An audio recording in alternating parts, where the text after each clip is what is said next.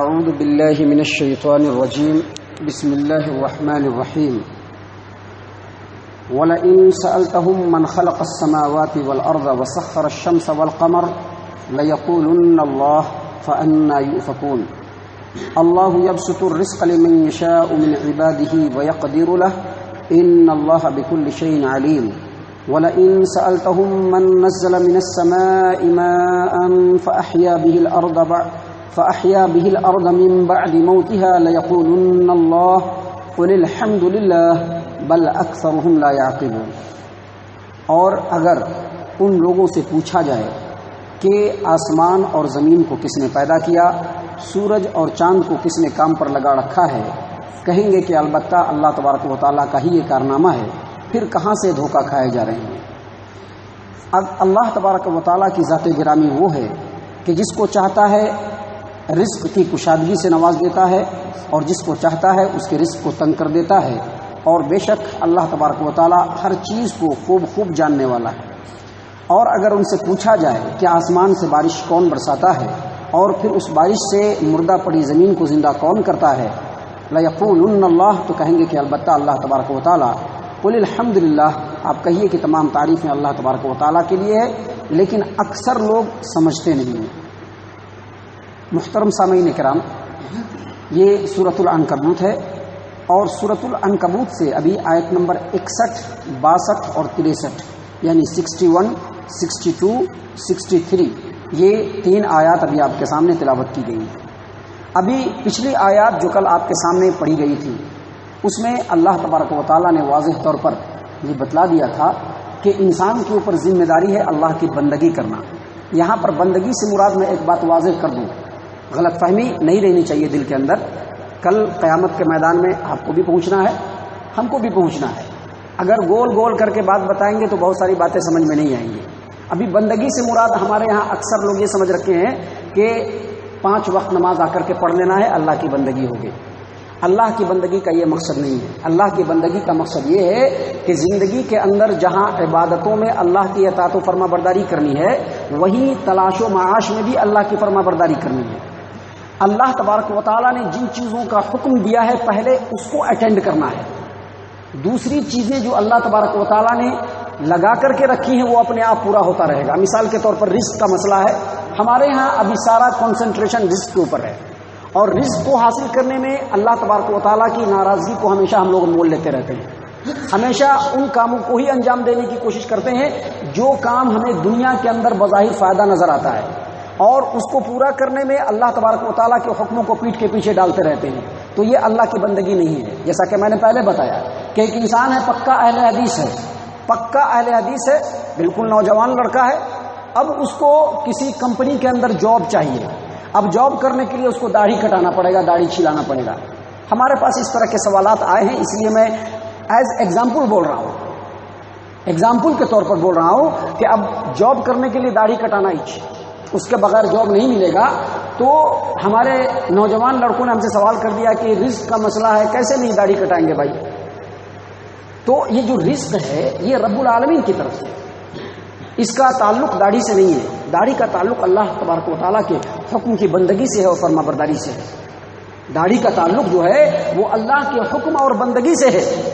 اللہ نے فرمایا یا عبادی الذین آمنوا ان ارضی واسعۃ۔ اگر کوئی لکڑی کا کاروبار کرتا ہے چھوٹا موٹا، اس کو بھی اللہ رزق دے گا۔ اگر کوئی بہت بڑا امپائر کھڑا کیا ہوا ہے اس کو بھی اللہ رزق دے گا۔ جو بہت بڑے امپائر کا مالک ہے وہ بھی 3 وقت کا ہی کھانا کھائے گا، اور جو چھوٹا موٹا روزی کرتا ہے وہ بھی 3 وقت کا ہی کھانا کھائے گا۔ تو اصل مقصود دنیا کی زندگی میں اللہ کی بندگی ہے، اور اللہ کی بندگی کو انجام دینے کے واسطے رزق کی پرواہ کیے بغیر اللہ پر توکل کرنا، دراصل یہی اللہ تبارک و تعالیٰ چاہتا ہے۔ اللہ تبارک و تعالیٰ نے انہی باتوں کو ان آیات کے اندر سمجھایا ہے۔ اللہ تبارک و تعالیٰ فرماتے ہیں، پہلی آیت کریمہ جو ابھی آپ کے سامنے تلاوت کی گئی ہے وہ آیت نمبر 61 یعنی 60 پر 1 نمبر کی آیت کریمہ ہے۔ اس میں اللہ تبارک و تعالیٰ نے کہا وَلَئِن سَأَلْتَهُمْ، لوگوں اگر آپ اے محمد صلی اللہ علیہ وسلم اگر آپ لوگوں سے پوچھیں گے من خلق السماوات والارض وسخر الشمس والقمر، زمین و آسمان کو کس نے پیدا کیا ہے، سورج و چاند اور ستارے اور جتنے بھی اس دنیا کے اندر سسٹم ہے، ان سسٹم کو کام پر کس نے لگایا ہے؟ ابھی آپ لوگوں سے پوچھا جائے، آپ بھی کہیے گا اللہ تبارک و تعالیٰ۔ اگر چاہیے تب بھی بولنا پڑے گا اور نہ چاہیے تب بھی جھک مار کے بولنا پڑے گا۔ اگر آپ کا دل چاہتا ہے کہ بولے تو بھی بولنا پڑے گا، اگر آپ کا دل نہیں چاہتا ہے پھر بھی جھک مار کر کے بولنا پڑے گا کہ اس زمین و آسمان کو، اس پورے کائنات کے سسٹم کو لگانے والا کون ہے؟ اللہ تبارک و تعالی۔ اور آپ کو معلوم ہے کہ انسان کی زندگی جو ہے وہ انہی سسٹم کے نیچے ہے۔ پہلے بھی بتایا جا چکا ہے کہ اگر سورج کو اس دنیا سے ہٹا لیا جائے تو ایک انسان ایک لمحہ بھی زندہ نہیں رہ سکتا۔ اگر اس کائنات کے سسٹم میں سے ایک بھی چیز کو ہٹا لیا جائے، انسان اس دنیا کے اندر نہیں رہ سکتا۔ اور انسان کی پوری ضرورتیں انہی سسٹم سے جڑی ہوئی ہیں، اور ان ضرورتوں میں سے ایک ضرورت ہے رزق، جس کے لیے انسان بہت زیادہ پریشان رہتا ہے۔ اصل یہ پریشانی رزق کی نہیں ہے، اصل پریشانی ہے مستقبل کے اندر آرام اور سکون کی۔ حالانکہ مستقبل کا مالک رب العالمین ہے، مستقبل کے مالک ہم نہیں ہیں۔ ہم لاکھ سر توڑ لیں، ہم لاکھ اپنے آپ کو ایک دم جھونک دیں، ہر طرح سے کوشش کر لیں، لیکن مستقبل میں اگر رب نے آرام دینا نہیں لکھا ہوگا تو نہیں مل سکتا ہے۔ اگر مستقبل میں رب نے آرام دینا نہیں لکھا ہے نہیں مل سکتا ہے۔ اگر مستقبل میں پریشانی ہوگی، فقر و فاقہ ہوگا، کوئی مائی کا لال اس کو نہیں روک سکتا ہے۔ اور اگر مستقبل میں اللہ نے کشادگی دینا رکھا ہوگا تو انسان اللہ کی بندگی کرتا رہے گا، مستقبل میں اس کو مل جائے گا سب کچھ، صرف اس کو جو جائز کوششیں ہیں اس کو سامنے رکھنی پڑے گی۔ تو اللہ تبارک و تعالیٰ نے یہاں پر اسی بات کو واضح کیا ہے کہ ذرا لوگوں سے پوچھیں۔ یہاں پر لوگوں سے مراد مکہ کے مہاجرین بھی ہیں جن کو ہجرت کر کے باہر جانا تھا، اور یہاں پر لوگوں سے مراد عام مسلمان بھی ہیں، اور لوگوں سے مراد یہاں پر مشرکین اور کفار بھی ہیں۔ اللہ نے کہا کہ وَلَا إِن سَأَلْتَهُمْ، آپ ان سے پوچھئے، من خلق السماوات والارض، زمین و آسمان کو کس نے پیدا کیا، سورج اور چاند کو کس نے کام پر لگا کر کے رکھا ہے؟ فوراً کہیں گے اللہ تبارک و تعالیٰ۔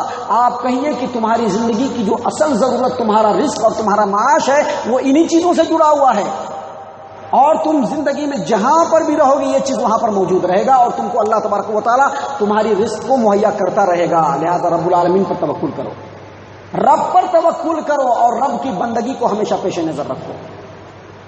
میں نے کل بھی بتایا تھا، مثالوں کے ذریعے سے بتایا تھا کہ ایک انسان اگر بڑا امپائر کھڑا کر دیتا ہے اور بڑا بزنس کھڑا کر دیتا ہے، بڑے بڑے بلڈنگ بنا لیتا ہے اور بڑی بڑی گاڑیاں رکھ لیتا ہے، کتنے دن جیے گا اس میں؟ مشکل سے 30 سال 40 سال، لیکن مرنے کے بعد کی جو زندگی ہے اس کا کوئی انت نہیں ہے، ہمیشگی کی زندگی ہے۔ اللہ نے فرمایا ہے کہ جنت کے اندر جو آدمی چلے جائیں گے ان کو پھر وہاں سے شفٹ نہیں کیا جائے گا، وہ جنت میں ہی رہیں گے اب پرماننٹ۔ تو جو پرماننٹ سکون ہے اس کے بارے میں کوئی سوچ نہیں ہے، جو پرماننٹ سکون ملنے والا ہے اس کے بارے میں تو فکر ہی نہیں ہے۔ لیکن یہ جو عارضی زندگی ہے 50 سال کی، 60 سال کی، 70 سال کی، اس کے لیے ہر اچھے برے کام کو انجام دینے کے لیے انسان تیار ہو چکا ہے۔ اللہ تبارک و تعالیٰ پھیر پھیر کے آیتوں کو مثالوں کے ذریعے سمجھاتا ہے کہ پوچھیے آپ ان سے، آپ لوگوں سے پوچھیے کہ یہ جو آسمان ہے، یہ جو زمین ہے، اس کے اندر جو سسٹم ہے کس نے پیدا کیا؟ تمہارے رزق، تمہاری زندگی کی ضروریات اسی سے جڑی ہوئی ہے، اور تم دنیا میں جہاں پر بھی رہو گے رب یہ چیز کو وہاں پر مہیا کر کے رکھا ہے، اور تم کو رزق ملتا رہے گا۔ لہذا معاملات میں ہمیشہ رب العالمین پر توکل کرو، دوسرے کسی پر توکل نہ کرو، اپنی عقل مندی پر توکل نہ کرو۔ کوشش ہے جائز کرو، جائز کوشش، ناجائز کوشش نہیں۔ کوشش جائز، ناجائز نہیں۔ آج ہمارے ہاں جائز اور ناجائز کے درمیان بھی فرق نہیں، جائز اور ناجائز کے درمیان بھی فرق نہیں ہے۔ ہمارا بچہ جو ہے وہ 20 سال 22 سال 25 سال کا ہو گیا ہے، ابھی اس کو یہ کلام پاک پڑھنے بھی نہیں آتا ہے، فکر نہیں ہے، لیکن ہمارا بچہ چارٹر اکاؤنٹنٹ بن جائے، ہمارا بچہ بڑا ڈپلوما کر لے، ہمارا بچہ وہ بن جائے وہ بن جائے، ان چیزوں کی بڑی فکر ہے۔ یہ کیسی بندگی ہے رب کی؟ ذرا اس کے بارے میں بتایا جائے، غور و فکر کیا جائے اس کے بارے میں کہ یہ کیسے رب کی بندگی ہے، کہ رب نے جو تعلیم نازل کیا محمد صلی اللہ علیہ وسلم کے اوپر، اور جس تعلیم کو فرض قرار دیا، اس کا ایک ادنا جو حصہ ہے قرآن کریم کا ناظرہ پڑھنا، ایک دم ادنا ہے، فرض وہاں پہ کمپلیٹ نہیں ہوتا ہے۔ یہ جو قرآن کریم جو ہم دیکھ کے پڑھ لیتے ہیں، یہ تعلیم کے فرض کا بالکل رتی والا حصہ ہے، وہ بھی ہمارا بچہ نہیں کیا، اس کے بارے میں فکر نہیں ہوئی۔ لیکن ہمارا بچہ انجینئر بن جائے، چارٹرڈ اکاؤنٹنٹ بن جائے، کوئی ایسا کام کر لے کہ مستقبل میں اس کو بڑا امپائر مل جائے، اس کے بارے میں پوری فکر ہے، اس کے بارے میں بڑی تگ و دو ہے. یہ کیسا توکل ہے رب العالمین کے اوپر؟ یہ کیسا توکل ہے رب العالمین کے اوپر؟ ذرا اس توکل کے بارے میں سوچا جائے، اپنے اپنے گریبانوں کے اندر جھانک کر کے دیکھا جائے کہ یہ کیسی بندگی ہے رب العالمین کی، کون سی بندگی ہے رب العالمین کی کہ ہم تو خود نہیں سیکھے اور جو ہمارا بچہ ہے اس کو بھی ہم نے محروم کر دیا. یہ کون سا توکل ہے، یہ کون سی بندگی ہے؟ ذرا اس بندگی پر غور فکر کیا جائے. اللہ تبارک و تعالیٰ نے اپنے بندوں کو بڑی ہمدردی کے ساتھ سمجھاتے ہوئے کہا، آپ پوچھئے لوگوں سے، پوچھئے جو ادھر ادھر بہہ کے جا رہے ہیں، بھٹکے جا رہے ہیں، آپ ان سے پوچھئے کہ آسمان و زمین کا پیدا کرنے والا کون ہے، اس سسٹم کو بنانے والا کون ہے؟ ہر چیز کو بنانے والا رب ہے اور انسان کی زندگی کی ضروریات اسی سے جڑی ہوئی ہیں. جہاں پر بھی انسان رہے گا اس کو یہ چیز ملتا رہے گا. اللہ نے فرمایا فَأَنَّا تُؤْفَكُونَ، تو پھر کہاں بہہ کے چلے جا رہے ہو؟ رب کے بارگاہ میں کیوں نہیں آ رہے ہو؟ رب کی رحمت کو کیوں نہیں قبول کر رہے ہو جس سے دنیا اور آخرت دونوں تمہاری سمجھ جائے گی؟ اس کے بعد اللہ تبارک و تعالیٰ نے مزید مثال دے کر کے سمجھایا، کہا اللہ یبسط الرزق لمن یشاء من عباده ویقدر له. اللہ عز و جل کی جو ذات گرامی ہے وہ گرامی ہے اللہ تبارک و تعالیٰ کی ذات کہ جس کی روزی کو چاہتا ہے بڑھا دیتا ہے، جس کی روزی کو چاہتا ہے تنگ کر دیتا ہے. اگر آج کوئی لاکھوں لاکھ کما رہا ہے تو وہ یہ نہ سمجھے کہ اس کی کوشش اور اس کی محنت ہے. ہم میں سے اگر کوئی لاکھوں لاکھ کما رہا ہے تو دنیا کے اندر اگر سروے کیا جائے تو بہت سارے ایسے لوگ ہیں جو ان سے زیادہ کوشش کر رہے ہیں لیکن ان کو پھوٹی کوڑی بہت مشکل سے مل رہی ہے، بہت مشکل سے مل رہی ہے. حالانکہ ان سے زیادہ کوشش ہے، ان سے زیادہ لائق و فائق ہے، ان سے زیادہ صلاحیت ہے، ان سے زیادہ سب کچھ ہے ان کے اندر، لیکن چونکہ ان کے مقدر میں نہیں ہے اس لیے ان کو تھوڑا مل رہا ہے، تھوڑا مل رہا ہے. اللہ نے فرمایا اللہ یبسط الرزق لمن یشاء من عباده ویقدر له. اللہ جانتا ہے کہ کس کو کتنا دینا ہے، کس کو کتنا دینا ہے جانتا ہے، اور دے کر کے بھی رب العالمین آزماتا ہے. کسی کو دے کر کے آزماتا ہے، کسی کو کم دے کر کے آزماتا ہے. دیکھیے بہت زیادہ دینے کے بعد یہ کتنا بندگی کرتا ہے. اصل مقصود بندگی ہے، اصل مقصود بندگی ہے. بندگی یہ 5 وقت نماز پڑھ کر کے اور باقی ٹائم میں اپنا منمانا کرنا یہ بندگی نہیں ہے. بندگی یہ ہے کہ رب کے مرضی کے مطابق رب چاہی زندگی ہونا، یہ ہے بندگی. کسی کو بہت دے کر کے رب العالمین آزما لیتا ہے کہ ذرا دیکھیں کہ ہماری کتنی بندگی کرتا ہے، اور کسی کو اس کے رزق کو تنگ کر کے رب العالمین آزماتا ہے. صحیح البخاری کی روایت ہے، ذرا غور سے سننے کی ضرورت ہے اس روایت کو. صحیح البخاری کتاب الجمعہ باب من قال فی الخطبۃ بعد الثناء اما بعد، حدیث نمبر 923 عمرو بن تغلب رضی اللہ عنہ بیان کرتے ہیں کہ ایک بار نبی صلی اللہ علیہ وسلم کے پاس کچھ آیا، اکثر آیا کرتا تھا. آیا تو نبی صلی اللہ علیہ وسلم نے لوگوں کے درمیان ان کو بانٹنا شروع کر دیا. سارے لوگ بیٹھے تھے، کسی کو دے رہے ہیں کسی کو نہیں دے رہے ہیں. بعض لوگوں کو دیا اور بعض کو نہیں دیا. نبی صلی اللہ علیہ وسلم نے بعض کو دیا اور بعض کو نہیں دیا. گھر میں چلے گئے، بعد میں خبر آئی کہ جن لوگوں کو نہیں دیا ہے وہ ناخوش ہیں. نبی صلی اللہ علیہ وسلم باہر نکلے. باہر نکلنے کے بعد حمد و صلات پڑھی، اما بعد کہا، اور کہا کہ لوگوں میرے پاس کچھ آتا ہے اس میں سے بعض کو میں دیتا ہوں اور بعض کو نہیں دیتا ہوں، اور جن کو نہیں دیتا ہوں وہ میرے نزدیک زیادہ پسندیدہ ہے ان لوگوں کے مقابلے میں جن کو میں دیتا ہوں. اور کیوں کسی کو دیتا ہوں اور کیوں کسی کو نہیں دیتا ہوں، اس کی وجہ یہ ہے کہ مجھ کو رب العالمین نے بتلایا کہ بعض لوگوں کے دلوں میں بوکھلاہٹ ہوتی ہے کہ مجھ کو کیسے مل جائے، ان کو مل جانے کی بوکھلاہٹ ہوتی ہے کہ مجھ کو مل جائے. جیسے ہم لوگوں کو بوکھلاہٹ ہوتی ہے کہ ہم کو جتنا زیادہ مل جائے، بڑا سے بڑا بزنس ہو جائے، بڑا سے بڑا بیپار ہو جائے. کہا کہ اللہ تبارک و تعالیٰ مجھ کو بتلا دیتا ہے کہ اس کے دل کے اندر بوکھلاہٹ ہے، وہ چاہتا ہے جلدی سے جلدی لے لینا، لہذا میں اس کو دے دیتا ہوں. اور بعض لوگ ایسے ہیں جن کے دل کے اندر اللہ تبارک و تعالیٰ نے غنا ڈال دیا ہے، سیر چشمی ڈال دی ہے، اطمینان ڈال دیا ہے. ان کو اللہ کی بندگی کی ضرورت ہوتی ہے اور وہ اللہ پر توکل کرتے ہیں، اور وہ جانتے ہیں کہ جس طرح سے رب العالمین ہمیں آج صبح میں کھلایا ہے کل صبح میں بھی کھلائے گا. تو جن کے دلوں کے اندر غنا ہوتی ہے، سیر چشمی ہوتی ہے، میں ان کو نہیں دیتا ہوں. اور ایسے ہی لوگوں میں سے ایک عمرو بن تغلب رضی اللہ عنہ ہے. نبی صلی اللہ علیہ وسلم کا عمرو بن تغلب کہتے ہیں کہ یہ سن کر کے جو خوشی مجھ کو ہوئی اس کے مقابلے میں دنیا اور زمانے کی دولت بھی مجھ کو مل جائے میں نہیں چاہیے، مجھ کو نبی صلی اللہ علیہ وسلم کا یہی فرمان چاہیے۔ تو اللہ تبارک و تعالیٰ کسی کو زیادہ دیتا ہے، کسی کو کم دیتا ہے، لیکن سب کو دیتا ہے۔ اصل مقصود یہ ہے کہ انسان اس ملنے سے زیادہ اللہ تبارک و تعالیٰ کے بندگی کے اوپر توجہ دے کہ اللہ کی بندگی ہم کیسے کریں گے۔